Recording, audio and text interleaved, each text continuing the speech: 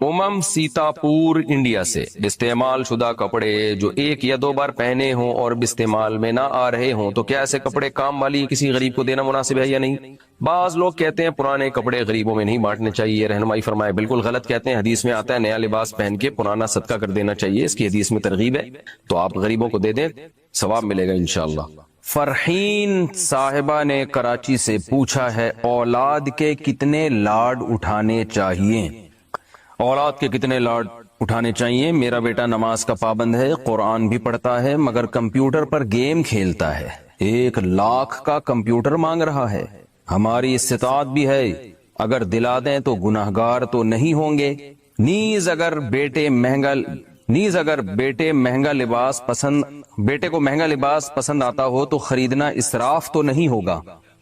देखें, कंप्यूटर अगर 1 लाख का आप खरीद सकते हैं, आपकी इस्तिताअत है, तो इसराफ में दाखिल नहीं है। इसराफ का मतलब होता है अपनी अर्निंग से ज्यादा, अपनी चादर से ज्यादा पांव फैलाना, अपनी आमदन से ज्यादा खर्च करना। तो एक गरीब आदमी के लिए 1 लाख ये इसराफ में आएगा, चाहे वो कपड़ा खरीदे या कंप्यूटर खरीदे। और एक अमीर आदमी के लिए 1 लाख इसराफ में दाखिल नहीं है। तो बच्चा अगर महंगा कपड़ा मांगता है और आप में इस्तिताअत है तो दिला दें आप, कोई बुरी बात नहीं है इसमें। लेकिन इसमें एक चीज का ख्याल करें, बच्चे से कहें कि पुराने कपड़ों में से 1 को सदका कर दो। वजह उसकी ये कि माल जमा करने की जो हवस है ना, ये बहुत बुरी है। माल खर्च करना इतना बुरा अमल नहीं है, अगर आपको अल्लाह ने गुंजाइश दी। जमा करना बुरा अमल है। होते क्या है कि बच्चे ना जमा कर रहे होते हैं। जैसे आपने बाज खवातीन को देखा होगा कि वो जैसे उनकी उम्रें हो गई 50 साल, अब कपड़ों से उनकी पेटियां भर चुकी हैं। शादी पे ये जोड़ा मिला था, फिर उसके बाद ये मिला था, फिर उसके बाद ये मिला था। इस्तेमाल में 2-4 ही आ रहे होते हैं और वो कपड़ों पे कपड़ा जमा होता जा रहा है, जमा होते जा रहे हैं। तो पूरे के पूरे जो है ना पेटियां भर गई हैं। ये बहुत बुरा अमल है। तो आप नया जोड़ा खरीदें, पुराने को सदका कर दें। हदीस में भी इसकी तरगीब है। तो अगर अल्लाह ने आपको वसाइल दिए, आप रोज नए कपड़े खरीदें। अगर वसाइल दिए हैं तो आप रोज नए कपड़े खरीदें, पाबंदी नहीं है शरीयत में, रोज आप नई नई चीजें खरीदें। लेकिन पुरानी को फौरन सदका कर दें, उसको किसी ठिकाने लगाएं। जमा ना करें कि इतना स्टॉक आपने जमा कर लिया है। जमा करना बुरा अमल है। तो बच्चे को भी अगर आप में अल्लाह ने बहुत इस्तिताअत दी है तो बच्चे को आप कपड़े दिलाएं। मालदार लोग बच्चों को अपने हिसाब से कपड़े दिलाते भी हैं, पहनाते भी हैं, मयार भी उनका ऊंचा होता है। अगर आप गरीब हैं तो भाई अपना जो आपकी चादर है उस हिसाब से आप चलें। फिर बच्चे को ज्यादा फ्री ना कराएं, आपकी आमदन है नहीं, बच्चा रोजाना नई नई चीजें मांग रहा है, तो ऐसा तो खराब हो जाएगा। वो आप भी कर्जों में जकड़ जाएंगे। फिर और भी खर्चे हैं आपके, उनको भी फोकस करना है। दूसरी बात यह कि यहाँ लड़का और लड़की में भी फर्क करना चाहिए लिबास के मामले में। कंप्यूटर की बात तो मैं आगे कर रहा हूँ। लिबास के मामले में लड़कों में और लड़कियों में फर्क करना चाहिए। लड़कियों को तो लिबास की एक रगबत होती है, उनको तो नए नए कपड़े पहनने का शौक होता है, ये उनकी नेचर और फितरत का हिस्सा है। हजरत हकीमुल उम्मा मौलाना अशरफ अली थानवी रहमहुल्लाह ने लिखा है कि बच्चों में जो लड़के हैं ना, उनको बचपन से ही बावर कराना चाहिए कि बेटा तुम माशाल्लाह लड़के हो, तुम्हारा काम अल्लाह ने जो तुम्हारे जिम्मे काम लगाए हैं उसमें ये हर वक्त कपड़े और अपने जो है ना वो नोक पलक दुरुस्त करना, ये लड़कियों का काम होता है। तुम तो लड़के हो माशाल्लाह, तुम्हें क्या ये कपड़ों में ज्यादा दिलचस्पी मत लो, उनको ये बावर कराएं। जैसे हमें याद है, हम छोटे बच्चे थे तो जब बच्चियां जो है ना लड़कियां ईद की रात पे मेहंदी लगा रही होती थी तो हम भी जाके बैठ जाते थे कि भाई हमारे भी लगाओ। तो मुझे याद है अपनी मेरी दादी का मलफूज, अल्लाह उनकी मग़फ़िरत फरमाए, वो मैंने भी एक दिन मेहंदी लगवा ली। सब लगवा रही हैं बच्चियां, तो हमने भी जाके, हम भी बच्चे थे, हमने कहा जी हमें भी लगा दो। तो लगाने वालों ने हमारे भी लगा दी। तो हमारी दादी ने देखा तो उनको बहुत गुस्सा आया। उन्होंने मुझे कहा कि देखो बेटा, जो लड़का मेहंदी लगाता है हाथ में या पाँव में, वो तलवार नहीं उठा सकता। यानी मोटिवेट किया जाता था कि भाई तुम्हें अल्लाह ने मर्द बनाया तो मर्दों वाले काम करो। ये जो चीजें हैं, ज्यादा फैशन और ज्यादा कढ़ाइयां और ये सब चीजें, ये लड़कियों के काम होते हैं, लड़कों के नहीं होते। तो लड़के को आप अच्छे कपड़े पहनाएं, सोबर सा ड्रेस पहनाएं, ये मना नहीं है, लेकिन उसको ज्यादा इन चीजों में ना घुसने दें कि हर वक्त शीशे के सामने बैठा रहे और नोक पलक दुरुस्त करता रहे और कपड़ों पे अकड़ता रहे। उससे बोले लड़का तो लड़का भागता हुआ और लड़ता हुआ और कलाबाजियां खाता हुआ अच्छा लगता है वो, और वो एक्सरसाइज करता हुआ अच्छा लगता है। उसके जिम्मे बड़े बड़े काम है, ज्यादा इन चीजों में ज्यादा ना पड़े वो। यानी एक हद तक तो ठीक है ज्यादा, क्योंकि मैं देख रहा हूं आज बाज बच्चों को, लड़कों को, कि वो भी लड़कियों वाले फैशन कर रहे हैं। माँ बाप अभी से उनको बिगाड़ रहे हैं, पाउडर लगा रहे हैं, उनके सुर्खी लगा रहे हैं। क्या कर रहे हो तुम? अपने बेटे को क्या मुखन्नस बना रहे हो? क्या कर रहे हो? तो इसलिए ये काम बहरहाल ना करें। बाकी ये कि नया जोड़ा खरीद के देना है, महंगा अगर आप में इस्तेताअत है तो पुराना वाला सदका करवाएं। बाकी रही बात वीडियो गेम की, जो पहले नंबर पे आपने पूछा था, वीडियो गेम बच्चों को کھیلنے دینا جائز ہے، وہ گناہ نہیں ہے، لیکن اس میں بہتر تو یہی ہے کہ وہ نہ کھیلیں، کیونکہ بچہ جسمانی ایکٹیویٹی کرتا ہے، اس کا ذہن بھی فریش ہوتا ہے، اس کی صحت بھی اچھی ہوتی ہے، بیمار بھی کم ہوتا ہے۔ بچوں کے ہاتھ میں جب آپ ویڈیو گیم پکڑا دیں گے، ان کی گردن کے مسائل، وہ گردن یوں جھکا کے دیکھتے رہتے ہیں موبائل، کمر کے مسائل کھڑے ہو سکتے ہیں ان کے لیے، پھر وہ فزیکل ایکٹیویٹی اس کی نہ ہونے کے برابر ہو جاتی ہے، دماغ پہ الگ اثرات پڑتے ہیں، پھر وہ جو کارٹون یا ویڈیو گیم میں جو اس کو میسج مل رہا ہے، اس سے اس کی جو روحانی تربیت ہے اس پہ بھی فرق آتا ہے۔ تو اس لیے ویڈیو گیم سے بچوں کو دور رکھیں۔ پھر بھی بعض دفعہ یہ خطرہ ہوتا ہے کہ آپ نے بہت زیادہ بچے پہ ویڈیو گیم کے بارے میں سختی کی تو وہ باغی بھی بن سکتا ہے، تو تھوڑا ماحول کا، انوائرمنٹ کا بھی رعایت کرنا اس زمانے میں ضروری ہے، کیونکہ بچے پھر بغاوت پہ آ جاتے ہیں، وہ دیکھتے ہیں سب لوگ کر رہے ہیں، ہمیں ماں باپ منع کر رہے ہیں، اور حرام بھی نہیں ہے ویڈیو گیم یا یہ جو اس طرح کی کمپیوٹر پہ چیزیں جو بشرطے کہ کوئی ناجائز عنصر نہ اس میں، تو حرام بھی نہیں ہے۔ تو پھر آپ بچے کو اگر کمپیوٹر لے کے دے رہے ہیں ویڈیو گیم، تو اس کا ٹائم کا پابند کریں کہ اتنی دیر آپ کو کھیلنے کی اجازت ہے۔ دوسری بات، بچے کو اس کا پابند بنانا ہے آپ نے، یہ بہت سختی کرنی ہے کہ بند کمرے میں بچہ کمپیوٹر کے سامنے کبھی بھی نہیں بیٹھے گا، یہ تو سوال ہی پیدا نہیں ہوتا، یہ تو بچے کو بگاڑنے کا آپ پورا انتظام کر رہے ہیں۔ کتنا ہی نیک بچہ ہو، بند کمرے میں کمپیوٹر پہ کبھی بھی نہیں بیٹھے گا، جہاں بھی بیٹھے گا وہ سب کے سامنے اوپن کمپیوٹر کو یوز کرے گا۔ تو میرا خیال ہے اگر اتنی پابندی آپ کر لیتے ہیں کہ بھئی بند کمرے میں نہیں بیٹھنا آپ نے اور سب کے سامنے یوز ہوگا، پھر بے شک ویڈیو گیم کھیل لے تھوڑی دیر، لیکن اس کو ٹائم کو پابند کریں کہ آپ نے اتنی دیر آپ کو کمپیوٹر پہ بیٹھنے کی اجازت ہے، کیونکہ اگر آپ یہ بھی پابندی لگائیں تو اس میں خطرہ ہوتا ہے بچے پھر باغی ہو جاتے ہیں۔ اور ویسے بھی کمپیوٹر پہ جب بیٹھے گا تو اسے کچھ مفید چیزیں بھی بتائیں کہ بھئی یہ یوٹیوب پہ، فیس بک پہ یہ اچھے کام ہیں، یہ غلط کام ہے، تو تھوڑا سا اس میں اویئرنیس پیدا ہوگی، تو وہ آہستہ آہستہ اس کو پازیٹیو یوز اس کا زیادہ ہوگا۔ اگر آپ نے مکمل پابندی لگا دی کہ نہیں کمپیوٹر پہ بیٹھنا ہی نہیں ہے، تو بعض دفعہ یہ ہوتا ہے بچے پھر چھپ کے بیٹھتے ہیں، پھر وہ تمام حدود کو کراس کرتے ہیں، کیونکہ وہ غلط سمجھ کے پھر کمپیوٹر پہ بیٹھتے ہیں۔ تو جب غلط سمجھ کے بیٹھتے ہیں، ان کو پتہ ہے ماں باپ نے پابندی لگائی ہوئی ہے، تو وہ چھپ چھپ کے دیکھیں گے، پھر غلط چیزیں دیکھنے کا عنصر ان میں، خطرہ ان میں زیادہ ہوتا ہے۔ اور اس بات کا بھی خطرہ ہوتا ہے کہ جب اچانک یہ پابندیاں ان سے اٹھیں گی تو وہ غلط چیز میں مبتلا ہو جائیں گے۔ تو یہ جدید ٹیکنالوجی ایسی چیز ہے کہ والدین کو اپنے سامنے ہی بچے کو ٹرین کر دینا چاہیے، اپنے ہی سامنے ان کو بچوں کو ٹرین کر دینا چاہیے، تربیت کرنی چاہیے کہ دیکھو بیٹا یہ چیز اس میں دیکھنے کی ہے اور یہ چیز ایوائڈ کرنے کی ہے۔ تو اس طرح کا اگر آپ کرتے ہیں تو پھر ٹھیک ہے، پھر اس میں کوئی حرج نہیں ہے۔ وہ 1 لاکھ کا کمپیوٹر ہو 2 لاکھ کا ہو، وہ آپ کا ہیڈک ہے، آپ کو اللہ نے وسائل کتنے۔ بھائی مفتی صاحب جنازے کی نماز کے بارے میں بتائیں، وجل ثناؤ کا پڑھنا چاہیے کہ نہیں پڑھنا چاہیے؟ وجل ثناؤ کا کے الفاظ ثابت نہیں ہیں۔ چپل پر پاؤں رکھ کر نماز جنازہ پڑھنے والا کیسا ہے؟ چپل پہ پاؤں رکھا، چپل اگر پاک ہے تو اس کو پہن کے بھی نماز ہو جاتی ہے، ناپاک ہے تو پھر پہن کے نہیں ہوگی۔ اب باقی پاک ہے ناپاک ہے تو دیکھیں، اگر کوئی ایسی جگہ پہ رہتا ہے نا جہاں خشک نجاست لگتی ہے چپلوں پہ، جیسے کوئی خشک گوبر لگ گیا تو اس کو تو رگڑنے سے ہی پاک ہو جاتا ہے، تو ایسی چپلوں کو یا جوتے کو آپ زمین پہ اچھی طرح رگڑ لیں، بس وہ پاک ہو جائیں گے۔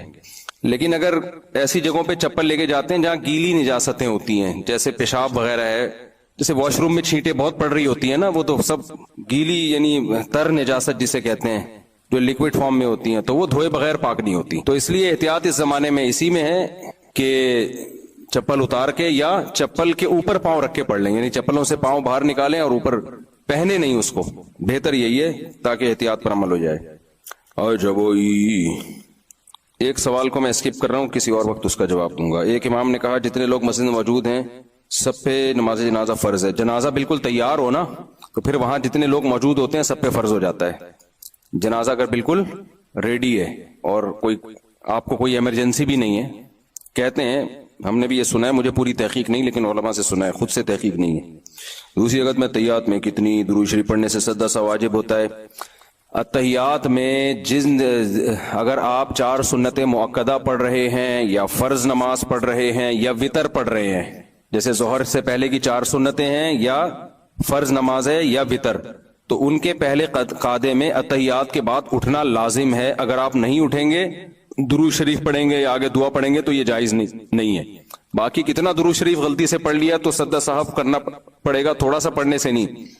تو اس میں بہت سی کتابوں میں لکھا ہے اللہم صلی علی محمد، تو وہ ٹھیک نہیں ہے۔ ایھا النبیو کی ہاں تک، وجہ اس کی یہ ہے کہ اس بارے میں ہمیں قرآن و سنت سے واضح طور پر کچھ بھی نہیں ملتا کہ کتنی تاخیر سے سجدہ سہو واجب ہوگا۔ اتنا تو ہے کہ اتحیات سے آپ کھڑے ہو جائیں، کیونکہ نبی صلی اللہ علیہ وسلم پہلے قعدے میں اتحیات کے بعد کھڑے ہو جایا کرتے تھے، تو اس سے پتہ چلتا ہے آگے درود پڑھنا جائز نہیں ہے، تاخیر جائز نہیں ہے قیام میں۔ لیکن اب ہمیں قرآن و سنت میں واضح طور پہ نہیں ملتا کہ کتنی تاخیر. تو فاتقوا اللہ ما استطعتم، قرآن کہتا ہے جتنی اللہ سے استطاعت ہے ڈرنے کی ڈرو. تو مجتہدین نے پھر اجتہاد کیا ہے. اب ظاہر ہے تاخیر، یہ میں اس لیے اتنی ڈیٹیل بتا رہا ہوں کہ لوگ فوراً کہتے ہیں کون سی حدیث میں ہے کہ جی یہاں تک پڑھنے سے واجب ہوتا ہے. تو آپ بتا دیں پھر کہاں تک پڑھنے سے واجب ہوتا ہے، اس پہ آپ حدیث پیش کر دیں. تو جب قرآن و سنت میں واضح نہیں ہوتی تو پھر اجتہاد کیا جاتا ہے نا. تو اجتہاد بھی یہ بات ہے کہ فقہا نے اس کو اجتہاد کیا ہے کہ یہ نماز ہے تو نماز کے ایک رکن کے بقدر اگر تاخیر ہو جائے، کیونکہ یہ تاخیر نماز میں تاخیر سمجھی جاتی ہے، ایک ایسا رکن جس میں پراپر رکن ادا ہو سکتا ہے. تو پراپر رکن کم سے کم 3 تسبیحات سے ادا ہوتا ہے پراپر. جیسے 3 دفعہ کم از کم آپ سبحان ربی العظیم پڑھیں گے رکوع میں، کم سے کم 3 دفعہ، جو سنت کا ادنا درجہ ہے. تو اس لیے حضرات نے کہا، فقہا نے لکھا کہ کم سے کم 3 دفعہ کی تسبیحات کے بقدر اگر تاخیر ہو جائے تو سجدہ سہو واجب ہوگا. یعنی ایک رکن ایک حیثیت ہوتی ہے اس کی. اب اس سے بہت سے لوگ یہ سمجھے کہ 3 دفعہ تسبیح کا مطلب 3 دفعہ سبحان اللہ، حالانکہ اس میں تسبیح سے مراد نماز کی تسبیح مراد تھی. تو بعض حضرات اس طرف گئے جتنی دیر میں 3 دفعہ سبحان اللہ آپ کہہ سکتے ہیں، لیکن صحیح بات یہ کہ جتنی دیر میں سبحان ربی العظیم یا سبحان ربی الاعلی کہہ سکتے ہیں. تو وہ جو حروف بنتے ہیں ایھا النبیو کی ہاں تک بنتے ہیں. اصل تو یہ کہ اتنی تاخیر ہو جائے. تو حضرات فقہا نے آسانی کے لیے کہ بھئی 3 دفعہ تسبیح جو ہے نا وہ ایھا النبیو کی ہاں تک پوری ہو جاتی ہے. تو اس لیے وہاں تک اگر کوئی تاخیر کر لے تو سجدہ سہو واجب ہے، اور وہاں تک تاخیر نہ کرے، اس سے کم پڑے تو سجدہ سہو واجب نہیں ہوتا. اچھا بھائی مفتی صاحب، حال ہی میں جو جامعۃ الرشید کو یونیورسٹی کا درجہ دیا گیا ہے، تو کیا اب جامعہ میں تمام دنیاوی علوم پڑھائے جائیں گے؟ اگر کسی کو صرف دنیاوی تعلیم حاصل کرنی ہے تو کیا جامعۃ الرشید میں کی جا سکتی ہے؟ اور کیا جامعۃ الرشید سے LLB بھی ہو سکتی ہے؟ ہو سکتا ہے، ہو سکتی، ہر لفظ کو اردو میں بگاڑا جا رہا ہے. جو چیزیں ہو سکتا تھیں ان کو بھی ہو سکتی بنا دی ہے. LLB ہو سکتا ہے، ہو سکتی نہیں ہے بھائی. تو جامعہ میں یونیورسٹی کا درجہ مل گیا اس کو تو سارے علوم پڑھائے جائیں گے. LLB آپ وہاں سے کریں انشاءاللہ. MBBS میاں بیوی بچوں سمیت بھی وہاں ہو سکتا ہے ہو جائے. تو ٹھیک ہے نا. ایک MBBS وہ ہے جو میڈیکل کالج کراتے ہیں، ایک MBBS سادہ MBBS ہے جو ہر پاکستانی کرتا ہے. تو اس کے لیے کسی ڈگری کی ضرورت نہیں ہے. تو اس میں یہی ہے کہ سارے علوم ہوں گے، لیکن جامعہ کا جو ہدف ہے نا وہ یہ ہے کہ یونیورسٹی میں 70% دنیا کی تعلیم ہو، 30% دین ہو، اور مدرسے میں 70% دین ہو، 30% دنیا ہو. کیونکہ مولانا لوگ بھی تھوڑا سا معاشرے سے اویئر جب تک نہیں ہوں گے نا تو ان کو بھی وہ سوسائٹی میں اس طرح سے کام نہیں کر سکتے جیسے سوسائٹی کی ضرورت ہے. تو اس لیے جامعہ کا یہ ہدف ہے. لیکن ایک بات خوب سمجھ لو، جب بھی آپ کے سامنے کوئی بڑا کام ہوتا ہے نا تو اس کے سائیڈ ایفیکٹ بھی ہوتے ہیں لازمی. ان سائیڈ ایفیکٹس کو برداشت کیا جاتا ہے. مثال کے طور پر جامعہ میں جب یہ دنیاوی علوم بھی آئے ہیں تو ظاہر ہے کچھ تھوڑا سا کلچر بھی آتا ہے. تو پھر وہ والی روحانیت جو خالصتاً دینی علوم میں روحانیت اللہ نے ایک رکھی ہے وہ نہیں رہتی. بہت سے لوگ کہتے ہیں جامعۃ الرشید گئے وہ والی روحانیت نہیں آ رہی جو فلاں مدرسے میں. تو بھائی وہ ظاہر ہے جب دنیا اس میں آئے گی تو اب چونکہ یہ دنیاوی علوم پہلے زمانے میں ہمارے مدرسوں میں ہوتے تھے لیکن وہ مسلمان سائنسدانوں کے علوم تھے، تو کلچر بھی مسلمان سائنسدانوں کا تو وہ پہلے سے ہی اسلامی کلچر تھا. اب جب آپ دنیاوی علوم پڑھتے ہیں نا گورے کے تو کچھ نہ کچھ ٹچ گورے کا اس میں نہ چاہتے ہوئے بھی آتا ہے. اب بڑے مفاد کو سامنے رکھا جائے نا تو یہ چھوٹے موٹے سائیڈ ایفیکٹ برداشت کرنے پڑتے ہیں. جنہوں نے بھی کووڈ کی ویکسین لگائی 2 دن تک ان کی طبیعت خراب رہی ہے. اب وہ کہتے تھے ڈاکٹر کے پاس جا کے ہمیں تو فیور ہو گیا، ہمیں تو بخار ہو گیا، ہمیں تو یہ ہو گیا. انہوں نے کہا بھائی یہ چھوٹا موٹا ہے ٹھیک ہو جائے گا، لیکن جو نہیں لگاتے نا تو پھر جو ہونا تھا اس میں ریورس ہونے کے چانس، پھر وہ قبر تک بھی پہنچا سکتا تھا آپ کو. تو یہ ہمارے بھی بہت سارے جاننے والوں کو لگا جب ویکسین لگی نا تو 3 دن تک وہ اٹھے ہی نہیں. تو اچھا ان میں ایسا بھی ہے کہ کچھ لوگوں کو ویسے ہی مرنا تھا تو ویکسین تو سب کے لگی تھی وہ مر گئے. تو پھر ہمارے ہاں فوراً یوٹیوب پہ دیکھو اس کے ٹیکا ٹھوکا وہ مر گیا. اس کے ٹیکا پہ اتنے کروڑوں کی آبادی میں تو ویسے ہی کچھ لوگوں نے مرنا تھا تو ٹیکا تو ویسے ہی ٹھک گیا ان کے، وہ ٹیکے سے نہیں مرے وہ ویسے ہی مرے. تو ریسرچ کا جو ہمارے ہاں جو کرائٹیریا ہے وہ تھوڑا سا ڈفرینٹ قسم کا ہے، گوروں کا تھوڑا سا الگ ہے. گولے یہ دیکھتے ہیں کہ اتنے لوگوں میں اتنے کروڑوں لوگوں کے کولوں پہ جب انجیکشن، کولوں پہ نہیں سوری بازوؤں پہ انجیکشن لگے ہیں تو پہلے ڈیتھ ریشو کتنا تھا اب کتنا ہوا ہے. تو انہوں نے کہا یار تھوڑا کم ہوا ہے تو اس کا مطلب فائدہ ہو رہا ہے. ہمارے یہاں دیکھتے ہیں کہ وسیم کے لگا وہ مر گیا، غفار کے لگا مر گیا. ابے خالی وسیم اور غفار کے تو نہیں لگا نا، کروڑوں لوگوں کے لگا ہے وہ تو نہیں مرے. تو اس کا مطلب یہ ہو سکتا ہے ویسے انتقال کا ٹائم ہو ان کے، تو اتنے لوگوں نے تو ویسے ہی مرنا تھا نا. تو ریسرچ سب ہمارے ایسی فضول چیزوں پہ کو بیس بنا کے ریسرچ ہوتی ہے. اور ایک دم آئے گا کوئی بندہ, وہ یہ دیکھو اسپتال میں جنازہ, ابھی ان کو ٹیکا لگوا کے گیا ہوں, ابھی مر گیا یہ, ابھی یہ میرا ہے, تو فوراً یوٹیوب پہ اور پھر اس کے انٹرویوز, اور پھر وہ عجیب ایک پینک پھیلایا جاتا ہے. ہماری سوسائٹی بہت ہی ان چیزوں میں بہت ہم پیچھے ہیں بھائی. اچھا بھائی, تو جامعۃ الرشید میں جب یہ دنیاوی علوم ہیں تو کچھ نہ کچھ اس کے سائیڈ افیکٹ ہوں گے. علوم کے سائیڈ افیکٹ نہیں ہوتے علم کے, جو کلچر ظاہر ہے, جو اب جو یہ دنیاوی علوم تو پروفیسر حضرات ہی آگے پڑھائیں گے نا. اب یونیورسٹیوں میں جو پڑھائیں گے تو پروفیسر لوگ آئیں گے نا. اس دن مجھ سے کسی نے کہا جامعۃ الرشید میں ایک انٹی ٹہل رہی تھی, جامعہ میں انٹی کا کیا کام ہے, یہ مدرسہ ہے یا انٹی کیا کر رہی ہیں؟ تو پھر ہم نے تحقیقی پتہ چلا کہ جی وہ جو ایجوکیشن بورڈ کی ایک ممبر ہیں وہ سروے کے لیے آئی تھیں. تو اب سروے کے لیے جب انٹی آئیں گی تو مدرسہ ان کو یہ کہہ کے تھوڑی نکال سکتا ہے یہاں صرف انٹے آ سکتے ہیں, انٹیوں پر یہاں پابندی.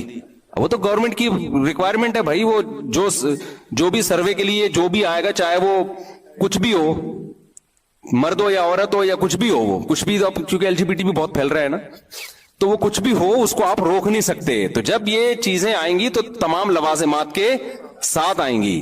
اب اس میں دیکھنا یہ ہے کہ بڑا نقصان کس میں ہے, کہ انٹی کی وجہ سے ہم ایجوکیشن ہی پہ پابندی لگا دیں, تو پھر بھائی پھر جو اس کے جو سائیڈ افیکٹ ہیں وہ بہت ہی خطرناک ہیں. تو اس لیے یہ سب چیزیں برداشت کرنی پڑتی ہیں. اس کی مثال ہے کہ بھائی جب آپ جو یونیورسٹی میں پڑھتے ہیں تو اس میں بھی تو اس کے بھی تو سائیڈ افیکٹ ہیں یا نہیں ہیں. کتنے لڑکے ہم سے کہتے ہیں ہم کراچی یونیورسٹی میں, ہم پنجاب یونیورسٹی میں, وہاں جا کے نظر کی حفاظت نہیں ہوتی, یہاں تبلیغ میں سر روزہ لگا کے ایسا دل بنتا ہے, روحانیت پیدا ہوتی ہے, وہ وہاں جا کے 2 دنوں میں روحانیت کی ایسی کی تیسی ہو جاتی ہے.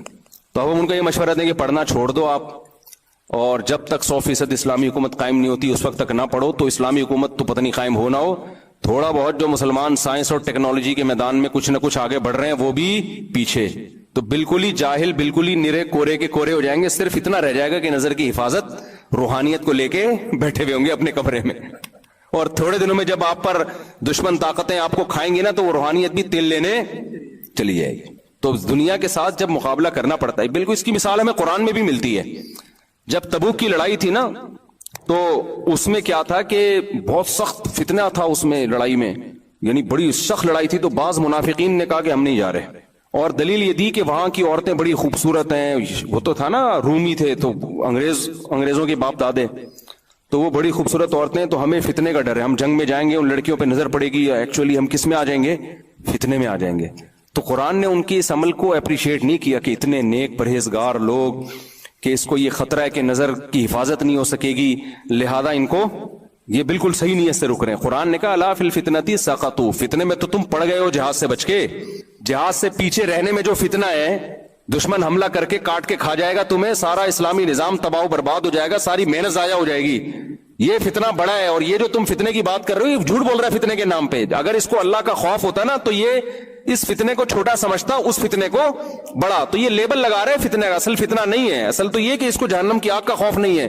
تو بعض دفعہ لیبل بڑا اچھا لگایا جاتا ہے, لیبل بڑا اچھا لگایا جاتا ہے, ایکچولی اصل میں نظر کی حفاظت. بھائی آگے مسلمان قوم کا بیڑا غرق ہو رہا ہے, تو نظر کی حفاظت کرو. ہم نہیں کہہ رہے کہ وہاں جا کے نہیں کرو, روحانیت ختم ہو رہی ہے, اس کو دوبارہ سے انسٹال کرو سافٹ ویئر, وہ لگے رہو, لیکن ساتھ ساتھ آپ کو سائنس اور ٹیکنالوجی کے میدان میں آگے بڑھنا پڑے گا. اس میں اگر آپ پیچھے ہو گئے نا مسلم قوم, تو بیڑا غرق ہو جائے گا.